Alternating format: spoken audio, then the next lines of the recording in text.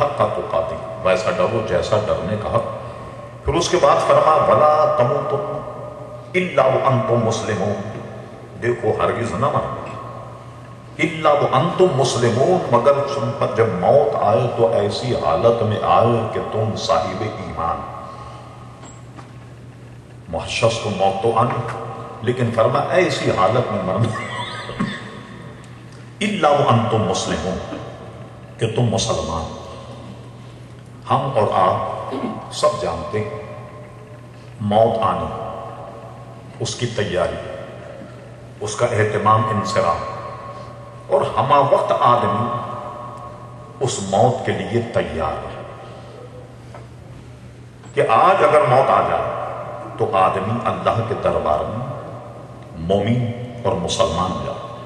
یہی وجہ کہ آپ نے دیکھا ہم جب نماز جنازہ پڑھتے خاص طور پر علماء نے اس میں یہ دعا رکھی اللہم من احییتہ منا فاحیہ علی الاسلام ومن توفیتہ منا فتوفہ علی الایمان، کہ اللہ تبارک و تعالی جب تک تو ہمیں زندہ رکھے اسلام پر زندہ رکھیے، اور جب تو موت دے ہمیں ایمان پر موت دے۔ اس کا مطلب یہ کہ ہمہ وقت آدمی کو تیار رہنا چاہیے۔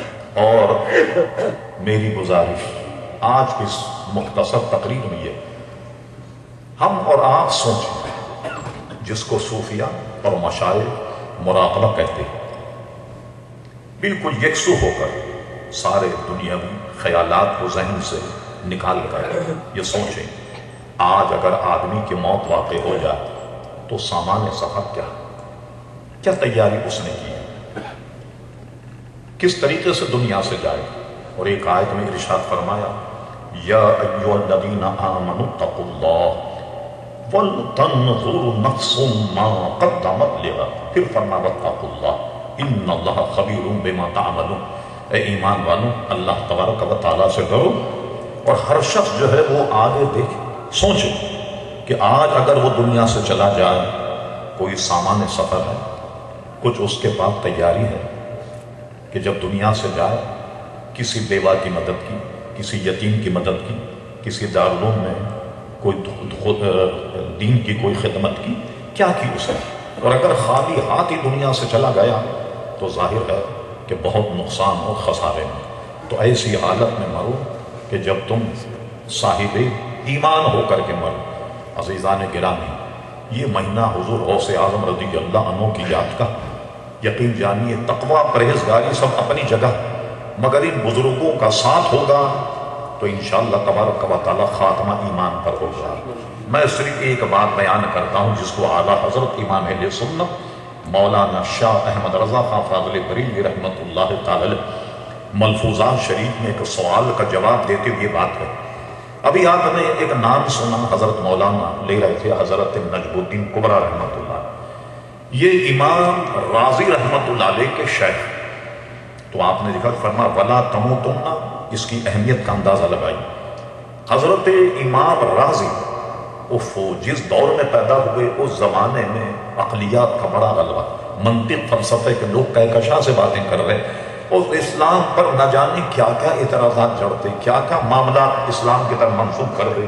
رب کریم نے ان کا مقابلہ کرنے کے لیے ایسے رجال پیدا کیے، ایسے افراد پیدا کیے کہ جنہوں نے ان کی عقلوں کو ملحوظ رکھتے ہوئے ان سبوں کو امام رازی، امام غزالی، ان کو شکست کا سامنا کرنا پڑا، یہاں تک کہ جبریہ قدریہ قسم کے جو فرقے معرض وجود میں آئے آج کوئی جانتا بھی نہیں سوائے اس کے کہ کتابیں ان کا نام ملتا۔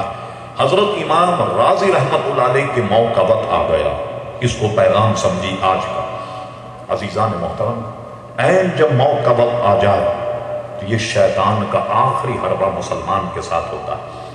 وہ آدمی کے پاس آ جاتا ہے، طرح طرح کے وسوسے اس کے دل میں پیدا کرتا ہے، تاکہ پوری زندگی کی پونجی جو ہے اس سے چھین لی جائے، اس سے لے لی جائے، اور آدمی کا خاتمہ ایمان پر ہو نہ ہو، یہ آ جاتا ہے۔ اب امام رازی جیسے شخص جن کی تفسیر کے متعلق کہا جاتا ہے کہ اتنی عمدہ تفسیر ہے کہ ان کے بعد جنہوں نے تفسیر لکھی ہے امام رازی رحمۃ اللہ علیہ کا فیض تھا ان حضرات پر اپنے اپنے طور پر۔ ایک ایک مسئلے میں 20-20 اخبار، 40-40 اخبار، نہ جانے کیسے کیسے دریا بہائے، جو آج بھی الحمدللہ چپتی ہے اور ملتی ہے بازار۔ امام راضی کے پاس شیطان آ گیا، کہا امام راضی یہ بتا خدا کو کس دلیل پر مانتا؟ امام راضی نے ایک دلیل پیش، شیطان نے رد کر دیا، اس سے بڑا علم والا کون؟ آج کل آدمی کو اپنے علم و فضل کبھی بھی ناز نہیں ہونا چاہیے، شیطان سے بڑھ کے کوئی عالم نہیں، وہ تو جنت سے نکالا گیا، تم تو ابھی تک جنت میں پہنچے ہی، جنت سے نکالا گیا طرح طرح کے سے۔ دوسری دلیل پیش کی، امام راضی رد کر دی، تیسری دلیل پیش رد کر دی۔ کہا جاتا ہے کہ 40 دلیلیں، بعضوں نے کہا 100 دلیلیں امام راضی کے شیطان نے رد کر دی۔ ظاہر ہے کہ وہ تو فرشتوں کا استاد تھا، انسان کے کہاں قابو کی بات۔ ادھر حضرت نجم الدین کبریٰ وضو فرما رہے تھے اور سارا حال اپنے مرید کا دیکھ رہے تھے، اور ان کو خطرہ ہوا کہیں ایسا نہ ہو کہ میرے مرید پر شیطان کہیں غالب نہ آ جائے۔ انسان ہے، کبھی دلائل ذہن میں ہوتے ہیں، کبھی دلائل ذہن میں نہیں۔ امام اہل سنت ایک جگہ کہتے ہیں کہ جب کسی قسم کا مناظرہ دونوں میں، کبھی یہ شرط نہیں لگائی جائے کہ اگر میں شکست کھا گیا تو تمہارا دین قبول کر لوں گا، اس لیے کہ آدمی ہے، قرآنی آیت یاد نہیں رہتی، کبھی احادیث مستحضر نہیں رہتی، ذہن میں نہیں رہتی۔ شکست اور فتح ایک الگ مسئلہ، کبھی یہ شرط مناظرے میں نہ رکھی جائے کہ میں اگر شکست کھا گیا تو تمہارا مذہب قبول کر لوں گا۔ انسان سے غلطی ہو سکتی، یہ اگر غلطی ہوگی تو مجھ جیسے مناظر کیوں؟ مولانا کسی مناظرہ کر رہے ہوں تو ان کی غلطی ہو، اسلام کی غلطی نہیں، ہمارے پاس دلائل کا انبار، ہماری غلطی تو یہ کبھی بھی شرط نہ لگائی جائے۔ غرض یہ انہوں نے دیکھا کہ اب کہیں شیطان میرے مرید پر غالب نہ آ جائے۔ بالکل جب امام غزالی لاجواب ہو گئے، ان کے مریدوں نے دیکھا حضرت نجم الدین کبریٰ جلال میں آ گئے اور اپنے وضو کا لوٹا اس طریقے سے پھینکا اور کہا راضی کیا کہتا ہے؟ یہ کیوں نہیں کہتا کہ میں خدا کو بغیر دلیل کے مانتا ہوں؟ خدا کو ماننے کے لیے دلیل کی کیا ضرورت؟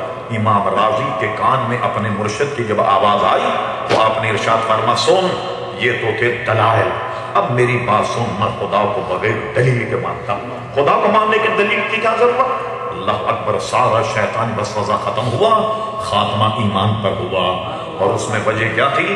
ان کے شیخ نجم الدین کبریٰ رحمۃ اللہ تعالی علیہ کا ان کی نظر کرم عزیزان گرامی تھی جو ایمان پر خاتمہ ہوا۔